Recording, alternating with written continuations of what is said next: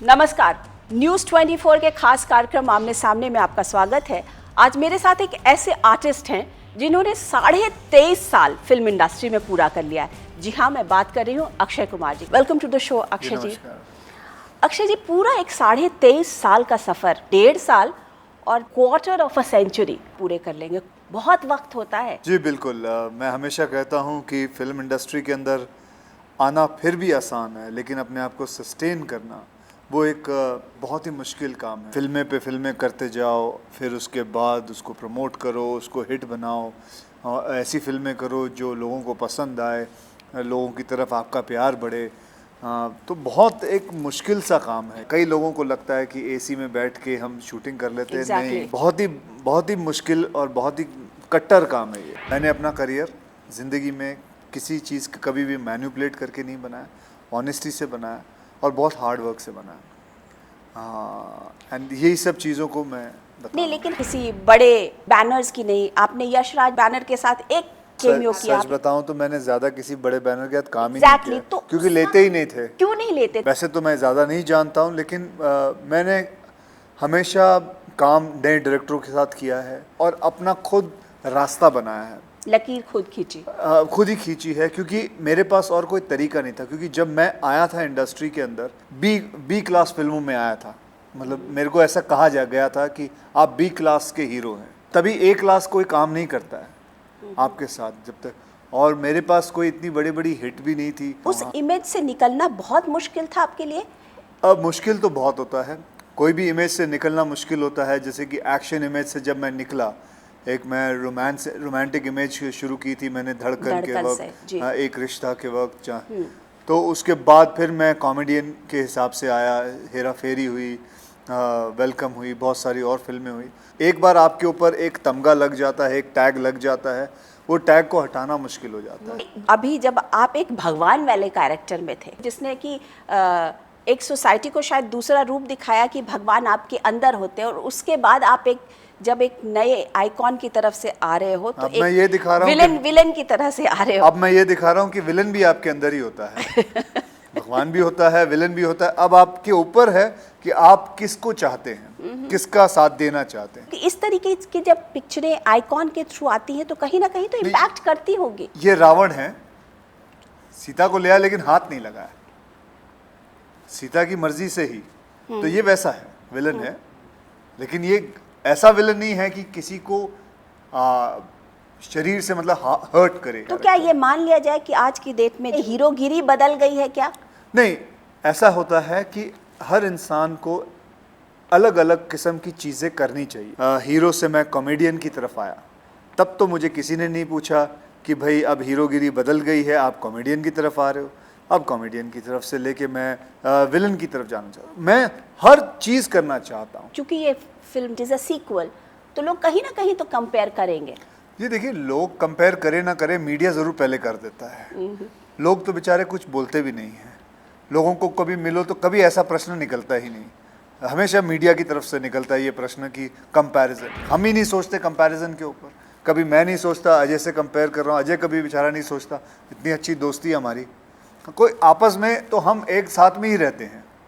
कई बार मीडिया की तरफ से ऐसा आ जाता है कि अब आप नंबर 2 हैं, नंबर 3 हैं, नंबर 1 है, हाँ जी वो नंबर 4 है। जब नंबर दे दिया जाता है तो ऐसा लगता है हम रेस के घोड़े हो गए हैं, हमारे ऊपर दाव लगा जा रहा है, जबकि ऐसा कुछ नहीं है।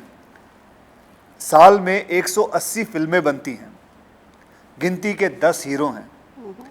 10 हीरो में से कई हीरो तो ऐसे हैं जो 1 या 2 फिल्मों से ज़्यादा साल में करते नहीं।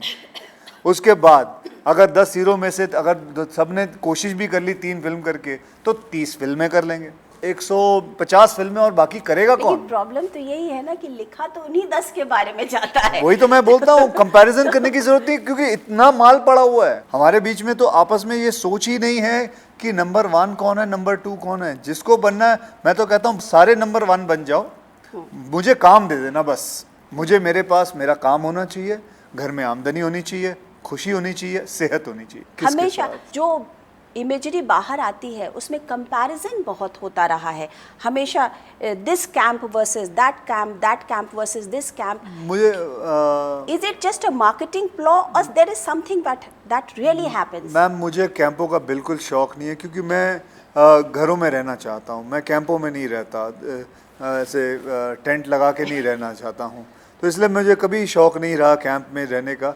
इसलिए मेरा, अगर आप देखोगे तो मेरे पास कोई कैंप ही नहीं है.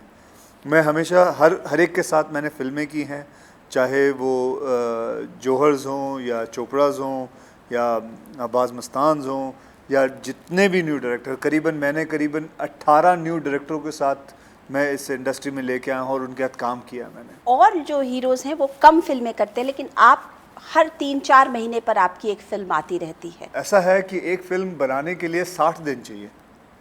60 दिन अगर मैं 4 फिल्में भी कर लूँ तो 240 दिन हो गए. 365 में से 240 दिन निकाल लो तो करीबन 100 कुछ ऐसे बच जाते हैं. सारी परिवार के साथ गुजारता हूँ, फिर मैं करूँ क्या, मेरे पास इतना काम नहीं है. 4 फिल्म करने के बावजूद भी मेरे पास बहुत वक्त रह जाता है. इसीलिए मैंने एक प्रोडक्शन लाइन खोल रखी जिसके अंदर मैं पंजाबी फिल्में बना रहा हूँ, मराठी फिल्में बना रहा हूँ, मैं तेलुगु तमिल फिल्म बना रहा हूँ. तो मैं बनाना चाहता हूँ, मेरे पास बहुत वक्त रह जाता है, करूँ क्या. अच्छा अक्षय जी, कहते हैं आप अपने रूट्स को आपने बहुत सजो के रखा हुआ है. शायद जहाँ पे पहली फोटो शूट हुआ था वो बंगला आज आपका है. अब बंगला नहीं, मतलब वही जमीन पे रहता हूँ, एक फ्लैट है मेरा. डेलिबरेटली उस जगह को आपने लिया या नहीं, ये इत्तेफाक ये सॉरी इत्तेफाकी बात है. ये हो गया, ये मैंने मेरी इतनी मजाल नहीं कि मैं सोच के निकलूँ कि इस ज़मीन पे मैंने पहला फ़ोटो सेशन किया था और तो मैं यही ज़मीन खरीदूंगा. तो ये भी इत्तेफाक था कि आप राजेश खन्ना जी के पास काम मांगने जाते थे और फिर उनके दामाद हो गए. हाँ, ये भी इत्तेफाक है, ये भी इत्तेफाक, एब्सोल्युटली. ये देखिए, ये सारी चीज़ें प्लान थोड़ी कर सकता हूँ कि मैं इनके घर जाऊँगा, स्ट्रगल करूँगा और इन्हीं की बेटी का शादी करूँगा. इतने ख्याल नहीं हो सकते और ऐसा मैनिपुलेशन मेरे दिमाग में कभी नहीं आ सकता. तो आपकी ज़िंदगी बहुत इत्तेफाक से रही है, हर चीज़. वैसे हर एक की ज़िंदगी इत्तेफाक से रहती है. Every human being has his own destiny. जिसे को जो बनना है वो बन के ही रहेगा. बहुत कुछ पा लिया है आपने, ऑफ कोर्स. अब मेहनत, शिद्दत, इत्तेफाक, तो मतलब आप बड़े सेटिस्फाइड आदमी होंगे. मैं सेटिस्फाइड बिल्कुल हूँ, बहुत हूँ. मुझे उम्मीद से ज़्यादा मिला है ज़िंदगी में. मेरी किस्मत में उस मतलब जितना था उससे कई ज़्यादा मिल गया. चाहे वो गलती से मिला या इत्तेफाक से मिला. मेहनत तो सभी करते हैं, मैं भी मेहनत करता हूँ. जब मैं स्टूडियो से निकलता हूँ तब मैं देखता हूँ काफ़ी स्ट्रगलर्स खड़े होते हैं बाहर, लेकिन उनको ब्रेक नहीं मिल रहा. मुझसे ज़्यादा गुड लुकिंग हैं, मुझसे ज़्यादा टैलेंटेड लगते हैं मुझे, लेकिन ब्रेक नहीं मिलता. तो किस्मत की बात होती है. Yes, satisfaction, I am very satisfied in life. Stress buster आपके लिए क्या होता है? स्ट्रेस बस्टर के लिए मैं 2-3 चीज़ें फॉलो करता हूँ. एक तो स्ट्रेस कभी लेता नहीं हूँ. दूसरी बात है मैं सोता बहुत सही टाइम पे हूँ. 9-9:15 बजे सो जाता हूँ. सही टाइम पे सो और सुबह सही टाइम पे उठो तो आपकी ज़िंदगी में कोई प्रॉब्लम नहीं होगी. और जो मैंने आपको पहले बताया था, एक अच्छा काम आप किसी के लिए कर लो, आपको ज़िंदगी में स्ट्रेस नहीं हो सकता. आज के जो री इन्वेंटेड अक्षय हैं वो अपने मुकाम को और क्या आगे देखते हैं? असल बात पूछे, दिल की बात पूछे तो दिल में यही है कि मैं इसी इंडस्ट्री में काम करना चाहता हूँ till they have to shoot me down. और अगर मुझे मेरे दिमाग से पूछोगे तो मेरा दिमाग कहता है कि अक्षय कितने साल तू काम कर सकता है इस इंडस्ट्री में, और 8 साल 7 साल बस. उसके बाद तो आजकल इतने सारे यंगस्टर्स आ रहे हैं, they are coming and I am keeping up with them. I maintain myself. आप बहुत फिटनेस और मेरे पास और कोई काम भी नहीं है सिवाय फिटनेस के. फिटनेस, फिल्में, फैमिली, बस यही मेरे पास काम है. और मैंने कभी शराब पीता हूँ, ना मैं सिगरेटों पीता हूँ, ना कोई बुरी आदत पाल रखी है. अपने आप को बस मेंटेन रखना है, because I want to keep on working in this industry and I want to show the youth that let's just follow this thing. This path is the most important path, and you will always. And another thing which I always tell in my interviews is आप हमेशा अपने माँ बाप का ध्यान रखें वही चीज़ एक है जो बड़ी चीज़ जो आपको हमेशा एक साया सक्सेस जो आपको वही एक बहुत मतलब मैं कहता हूँ कि आप मंदिर ना जाएं, वो चल जाएगा एक बार, लेकिन अपने माँ बाप का ध्यान रखें, उससे बड़ा मंदिर कोई नहीं। कहते हैं जब आप अभी आपका बेटा जब ये बड़ा हो रहा है तो आपने एक्शन फिल्में थोड़ी करना कम कर दी? नहीं, बिल्कुल नहीं। क्योंकि उसका इम्पैक्ट कहीं एक बच्चे पर कुछ ना आ जाए, नहीं, ऐसा? नहीं। मैंने बंद किया था। ओके। मैंने जब मेरा बेटा पैदा हुआ था तब मैंने थोड़ी देर के लिए बंद किया था। मैं चाहता था कि वो 5-6 साल का हो जाए, लेकिन मैंने फिर शुरू कर दिया है, क्योंकि बंदर चाहे जितना भी बूढ़ा हो जाए गुलाटी मारना बंद नहीं करेगा। वही मेरे साथ भी है, मैं छोड़ूंगा नहीं। अक्षय जी, थैंक यू सो मच। आमने सामने में आपसे बात करके बहुत मज़ा आया और एक नए तरीके के अक्षय कुमार को देखा मैंने। बहुत बहुत थैंक यू।